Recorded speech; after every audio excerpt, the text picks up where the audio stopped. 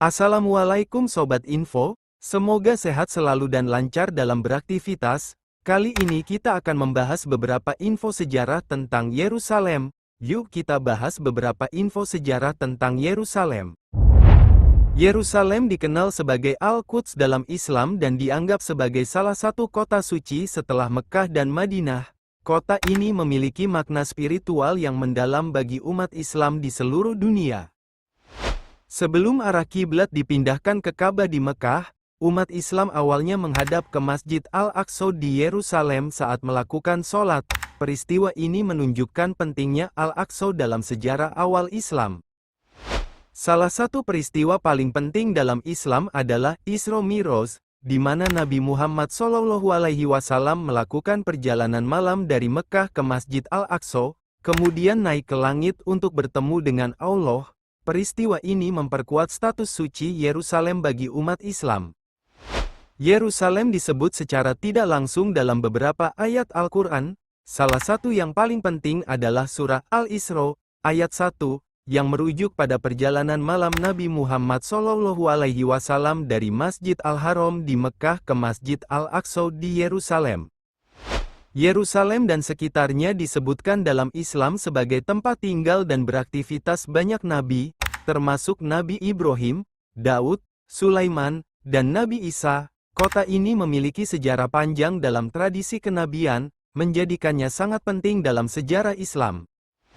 Setelah penaklukan Yerusalem, Khalifah Umar bin Khattab memberikan jaminan kepada penduduk Yerusalem, baik Muslim, Kristen, maupun Yahudi, bahwa mereka dapat hidup damai berdampingan dengan kebebasan beragama.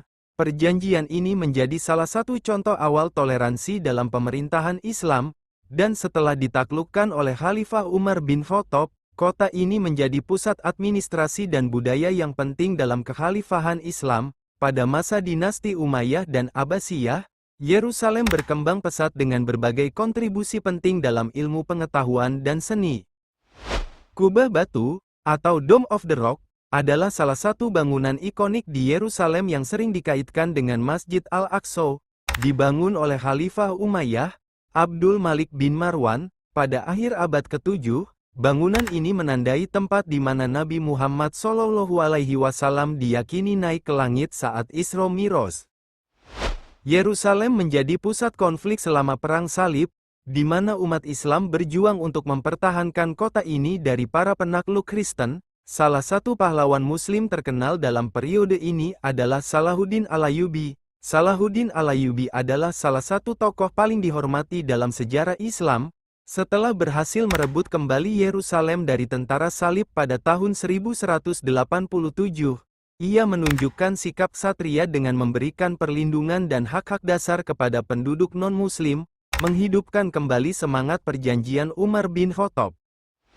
Selama masa kekhalifahan, berbagai proyek pembangunan dilakukan di Yerusalem, termasuk restorasi dan perluasan Masjid Al-Aqsa serta pembangunan madrasah, rumah sakit, dan fasilitas umum lainnya yang menjadikan Yerusalem sebagai pusat pendidikan dan spiritualitas Islam.